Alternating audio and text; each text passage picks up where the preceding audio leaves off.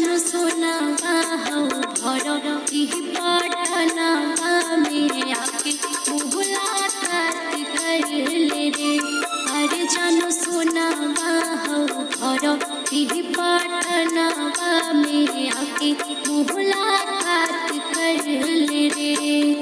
अरे चल जाइबा छोरी